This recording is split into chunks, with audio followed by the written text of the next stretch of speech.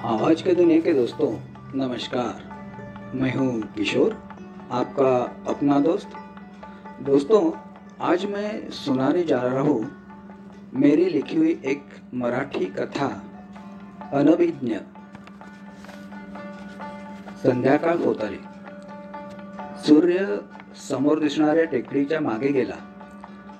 आकाशात केशरी रंगांची उधळण सुरू झाली। अशा रम्य संध्याकाळी कौशल एकटाच अगदी निवांत बसला होता पुलावर। सारा चित्रपट त्याच्या डोळ्यापुढून जात होता। शेतावर आज ॲग्रिकल्चर कॉलेजचे विद्यार्थी येणार होते। कौशल आणि त्याचे बाबा तयारच होते। थोड्याच वेळात विद्यार्थी आलेत व शेताची पाहणी करू लागले। बाबांसोबत कौशल पण शेतातील पिकांबद्दल माहिती सांगत होता। प्रयोगासाठी म्हणून अर्धा एकर जागा विद्यार्थ्यांना देण्यासाठी कौशलचे बाबा तयार झाले होते। काय रे नाव तुझं? प्रीतमनं विचारलं। कौशल, मी 8व्या वर्गात आहे। शेतीची आवड आहे मला। अरे वा, सर्वच माहिती एकदम सांगितली की। मी प्रीतम, याच कॉलेजमध्ये शेवटच्या वर्षाला। अरे, मला राहायला एक रूम पाहिजे होती, आहे का कुठे? बाबांना विचार, कौशल बोलला। 2-3 दिवसांनी प्रीतम कौशलच्या घरी वरच्या खोलीत राहायला आला। थोड्याच दिवसात प्रीतम कौशलच्या घरचा एक मेंबरच झाला जणू। तरी पण खोलीचा किराया व सकाळ संध्याकाळच्या जेवणाचे पैसे प्रीतम नियमित देत होता। कौशल अभ्यासाच्या डिफिकल्टीज त्याला नेहमी विचारायचा। एक दिवस कौशलचे बाबा व कौशल प्रीतमच्या खोलीत आले। समोर शिवछत्रपतींचा फोटो बघून मनोमन सुखावले आणि म्हणाले, चला, म्हणजे तुझ्याशी बोलायला हरकत नाही। म्हणजे? प्रीतमने विचारले। काही नाही रे, समोर राजांचा फोटो बघितला आणि तुझ्यावरचा विश्वास अजूनच दृढ झाला बघ। प्रीतम, उद्या मला शहरात जायचं आहे। 1 एकर शेत नांगरायचं राहूनच गेलं। उद्या तू कौशलसोबत जाशील का शेतात? तोच करेल सगळं काम, पण तू सोबत असलास तर मी निर्धास्त होईन। काका, नका काळजी करू, मी आहे ना। काय रे कौशल, चालेल ना? आपण दोघांनी मिळून करू पूर्ण टार्गेट। हो दादा, कौशल म्हणाला। दुसऱ्या दिवशी दोघं डबा घेऊन शेतावर गेले आणि हळूहळू राहिलेलं 1 एकर शेत नांगरून काढले। संध्याकाळी हौदावर हातपाय धुवून दोघेही पुलावर बसले। खूप गप्पा रंगल्या त्यांच्या। दादा, मला ना इतकं काही करावंसं वाटतं, पण काही सुचतच नाही। हे बघ कौशल, तुझं वय म्हणजे ना आपल्या शरीरात होणाऱ्या बदलांचं वय। या काळात आपल्याला खूप उत्साह असतो, मित्रांमध्ये खूप वेळ घालवावासा वाटतो, सुट्टीच्या दिवशी काहीतरी वेगळं करावंसं वाटतं। अंगात संचारणाऱ्या या एनर्जीला योग्य पॉझिटिव्ह वळण दिलं ना की बघ, आपल्याला खूप समाधान वाटतं व अजून उत्साह संचारतो। दादा, मग काय करू शकतो मी? हे बघ कौशल, या गावात तुझी बरीच मित्रमंडळी आहेत ना। तुम्ही सर्वजण ठरवा व दर रविवारी त्या समोरच्या टेकडीवर जायचं व तिथे वृक्षारोपण व संगोपन कसं करू शकतो हे ठरवायचं आणि हा प्रोजेक्ट पूर्ण करायचा। टेकडीचा आताचा फोटो घेऊन ठेवायचा। येत्या पावसाळ्यात वृक्षारोपण करा व पुढे त्यांचे संगोपन करा। तू ग्रॅज्युएट होईपर्यंत बघ टेकडी कशी हिरवीगार होईल ते। कौशलला खूपच आवडली आयडिया।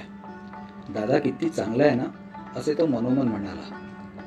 प्रीतम कौशलच्या घराचा अविभाज्य घटकच बनला होता। शेजाऱ्या पाजाऱ्यांना कौशलचे आईवडील प्रीतमचं कौतुक सांगू लागले। वर्ष संपत आलं। प्रीतमची परीक्षा संपली। काका काकू, उद्या संध्याकाळी निघतो मी। तुमचे खरंच खूप उपकार आहेत। तुम्ही राहायला जागा दिली, सकाळ संध्याकाळ रुचकर जेवण दिलं। अरे प्रीतम, उपकार कुठले? सर्वच गोष्टींचे तू पैसे द्यायचास. खरं तर आम्हालाच तुझी खूप मदत झाली. दुसऱ्या दिवशी सकाळीच कौशलचे बाबा धान्य विकायला दलालासोबत गेले व संध्याकाळच्या आत घरी परत आले. अगं, हे बघ, मी कपड्यांच्या मध्ये ठेवतोय कॅश, 50,000 आहेत, कौशलचे बाबा म्हणाले. अहो, तुम्हाला माहिती आहे ना कुठे ठेवले ते? झालं तर मग, कौशलची आई म्हणाली. थोड्याच वेळात प्रीतम त्याची एक सुटकेस व लॅपटॉप बॅग घेऊन खाली उतरला. काही वेळ गप्पा झाल्यावर निघताना नमस्कार करून म्हणाला, येतो काका काकू, मला तुम्ही केव्हाही फोन करू शकता. कौशलने त्याला बस स्टॉपवर सोडले. काका काकू बराच वेळ प्रीतमच्या आठवणीत रंगून गेले. अगं, ही कॅश चांगली ठेवून दे, आज चांगली किंमत मिळाली, असे म्हणून काकांनी अलमारीचे दार उघडून कॅश शोधू लागले. त्यांच्या पायाखालची जमीनच सरकली जणू. अगं, मी कपाटातच ठेवली होती कॅश, दिसत नाही ती. म्हणजे? अहो, नीट बघा जरा. काकांनी तो पूर्ण खाणा पिंजून काढला. नक्की आठवतं ना, याच खाण्यात ठेवली होती कॅश? हो ग, चांगलं आठवतं मला. याच खाण्यात उजवीकडे कपड्यांमध्ये. आता नाही दिसत. काकूंनी पण या खाण्यातले सर्व कपडे काढून बघितले. आता दोघेही एकदम हताश झालेत. अहो, मगाशी जायच्या आधी प्रीतम वॉशरूमला गेला होता. त्यावेळी उजवीकडे न जाता तो पहिले डावीकडे गेला आणि नंतर उजवीकडे. म्हणजे, अहो, कळतंय ना मी काय म्हणते ते? म्हणजे प्रीतम कॅश घेऊन. अरे देवा, सगळी कमाई एका क्षणात नाहीशी झाली. कौशल, कौशल, लवकर ये. काय बाबा, कुठे आहे तो तुझा दादा? दादा दादा म्हणून खूप डोक्यावर घेतलंस. बघ, कॅश घेऊन फरार झाला तो. एवढ्यात आजूबाजूचे लोक जमा झाले. काय हो शामराव, काय झालं? अहो, धान्य विकून कॅश कपाटात ठेवली होती, आता ती दिसत नाही. आणि थोड्या वेळ आधी प्रीतम गेला त्याच्या गावी. आत्ता कॅश घेऊन फरार झाला की काय? तुम्हाला म्हटलं होतं आम्ही सर्वांनी, इतका विश्वास ठेवू नका या शहरी पोरांवर. पण तुम्ही पडले एकदम प्रेमात. वर्षभर गोड बोलून आपला डाव साधला त्यानं. काय रे कौशल, झालं का समाधान? अहो काका, प्रीतम खरंच चांगला होता, माझा नाही विश्वास बसत, कौशल म्हणाला. त्यावर प्रीतमची आई म्हणाली, राहू दे, वर्षभर चांगली खोली दिली राहायला, सकाळ संध्याकाळ घरचं जेवण दिलं मी, आणि शेवटी काय? अगं आई, पण प्रत्येक गोष्टीचे पैसे मोजलेत त्याने. हो, आणि आता शेवटी सर्व हिशोब वसूल करून गेला. अहो शामराव, एक करा, उद्या सकाळी उठून ना पहिले त्याच्या घरी जा आणि त्याला गाठा. तो कुठे अजून पळून जायच्या आधी चांगलं धमकावून पैसे परत मागा, नाहीतर आत्ताच पोलिसात तक्रार होतो म्हणा, शेजारी म्हणत होते.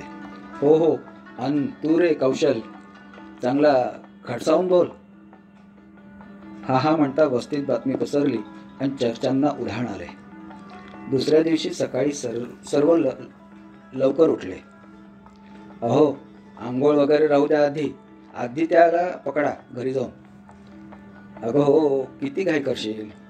आता ह्या पसाऱ्यात प्रेस केलेले कपडे होते, ते विस्कटले म्हणायचे. अहो, ते प्रेसचे कपडे मी कालच तुम्ही आल्यावर खालच्या खाण्यात ठेवलेत, जरा म्हणून आजूबाजूला पाहत नाही. काकांनी खालच्या खाण्यात असलेले प्रेसचे कपडे काढलेत आणि नोटांचं बंडल धपकन खाली पडलं. अगं, अरे कौशल, काका ओरडलेच. अहो, आम्ही इथंच आहोत, पाहिलं ते बंडल पडताना.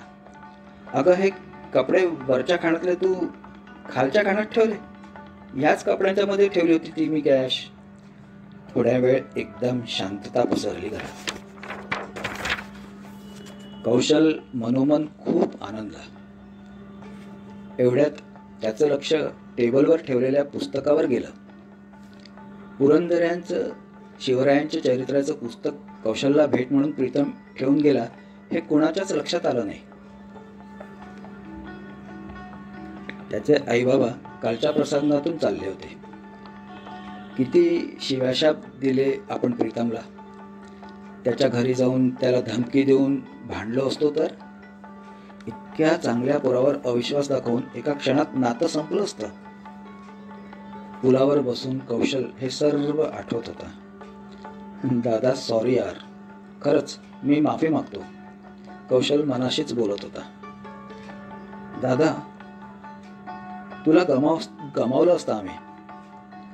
आता हा प्रसंग आम्ही आमच्या आठवणीतून कायमचा पुसून टाकणार. कारण तुला हे सर्व घडलेलं महाभारत माहीतच नाही. तू तर अगदीच अनभिज्ञ होता कालच्या प्रसंगासाठी.